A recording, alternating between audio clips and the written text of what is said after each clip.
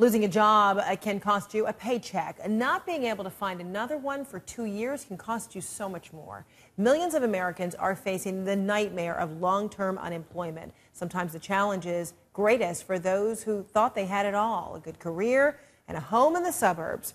Filmmakers share those stories in the HBO documentary Hard Times, Lost on Long Island. I spoke with producer and director Marc Levin.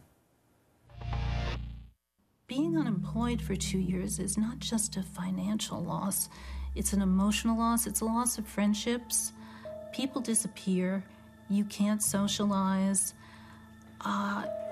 It changes in every facet of your life.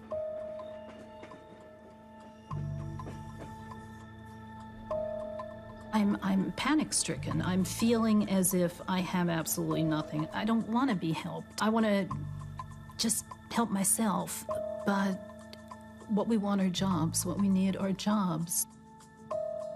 In my next job, and I will have a next job, I will thank God every morning and every night for that job. That was Ann out of Levittown, New York. More than 20 million people can identify with that feeling of losing that job and losing kind of that sense of purpose. The man who brings us these images and these very intimate thoughts, Marc Levin, the producer and director of Hard Times, Lost in Long Island. Good to see you. I think a lot of folks really do forget that your job is more than your source of income, but it is kind of the social connection that you may have. It gives you purpose every day. And her loss of a job really kind of underscores that it's not just the job that you lose, but you lose almost a sense of self as well. Absolutely, Fredericka. That was one of the things that is most surprising. Obviously, the financial loss is serious. But the loss of identity, the loss of a sense of where you fit in, as she said, it's almost like you're disappeared, you're invisible. And that's kind of one of the unique elements about people, I guess, who have been successful all their lives, are living what we would call the good life on Long Island, is that instead of kind of gathering together, they're isolated in homes that look nice, in neighborhoods that look beautiful, that look like our ideal. Behind them, you see the psyche of people like this disintegrating. And you focused on Levittown. Why? I mean, you say in the piece that the suburbs are experiencing the fastest growth of people who are losing their jobs, losing their houses, etc. But what was it about this place on Long Island that made you want to zero in? Well, Levittown is kind of iconic. As you see in the sign in the film, it claims to be the first suburb. It's really the model for the post-World War II suburbia that so many of us grew up with. And in that sense, it also is a symbol of the good life, the American dream, the social contract. And as you just mentioned, when I first became aware that after the census of 2000 that the fastest growing area of poverty in our country was in the suburbs, I was just stunned by that fact.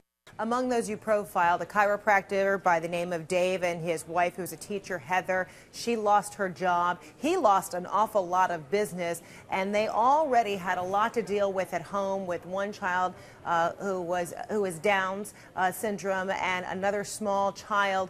And they talk about how they thought education would protect them from the demise of unemployment or the loss of income. So many of us have grown up and we've heard, get a good education, be a responsible citizen, and, the social contract is that you're going to have a secure life. You don't have to be rich, but a secure life, and hopefully you'll give your kids even a better shot.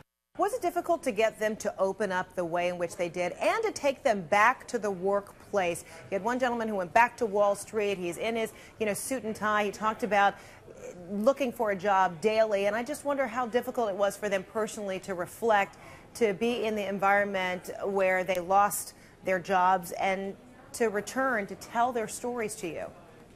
It was very difficult. I give these people a lot of credit for their courage because we spoke to a lot of people. The majority of them didn't want to go on camera. Discussing personal finances it's amazing. That's like the final privacy zone. I was stunned by how many people feel ashamed, even if they're victims and casualties of kind of this Great Recession and it had nothing to do with their work or how they performed. There's still an amazing sense of shame and isolation and guilt. Yeah, there was a sense of shame for a lot of people and then almost relief for being able to share it openly like that. Marc Levin, thanks so much, director and producer of Hard Times, Lost on Long Island, playing right now on HBO. Very powerful stuff. I thank you, and yes, you can get it on HBO, HBO Go, and HBO On Demand all month, okay? Fantastic. Thank you so much, Marc. Thank you. Appreciate it, Fredericka.